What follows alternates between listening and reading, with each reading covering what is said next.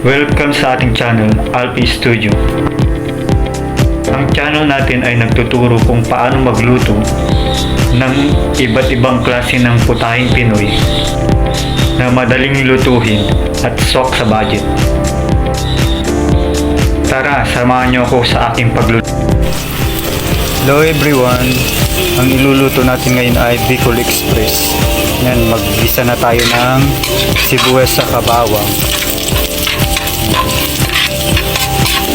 Yung karne ng baboy ay pinakuluan ko na, pinalambot ko na. Kaya pwede na nating ilagay.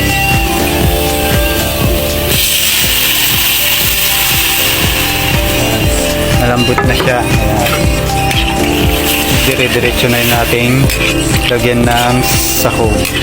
Ay titimplahan na natin yung Bicol Express.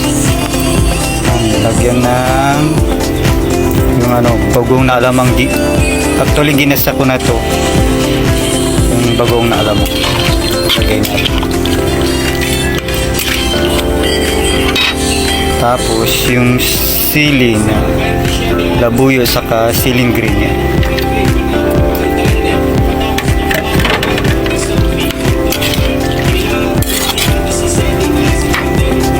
Tapos maglagay tayo ng pangalawang gata.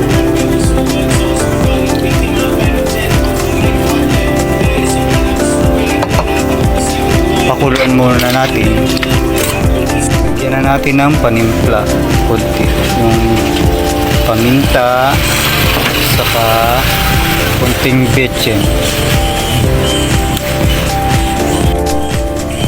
Malambot na yung karne ng baboy kaya madali na lang natin lutuin yung Bicol Express. Titimpla na lang natin ng mga panlasa, dagdagan na natin.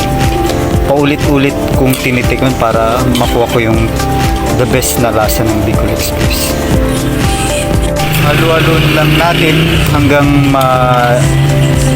maluto yung kasi hindi natin pwedeng takpan yung gata kasi maglalamis siya.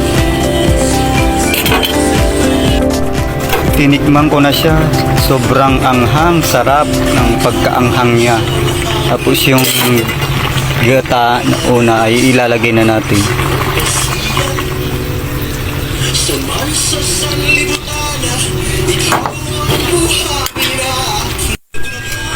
Ito yung putay na maanghang talaga, yung Bicol Express na natutuhanan ko sa mga dati kong pinagtrabahuan.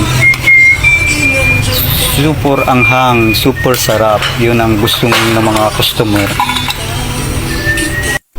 Yung purong gata sa kasiling labuyo ang main ingredient ng Bicol Express. Actually, natikman ko na ang sarap talaga. Hindi na ako nagdagdag ng mga panimpla. Yung gata talaga ang nagpalasa ng Bicol Express. Kunting luto na lang para yung gata natin ay maluto. Para hindi siya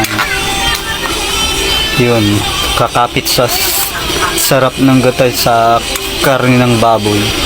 At saka yung anghang, the best combination. Yan, luto na yung Bicol Express natin.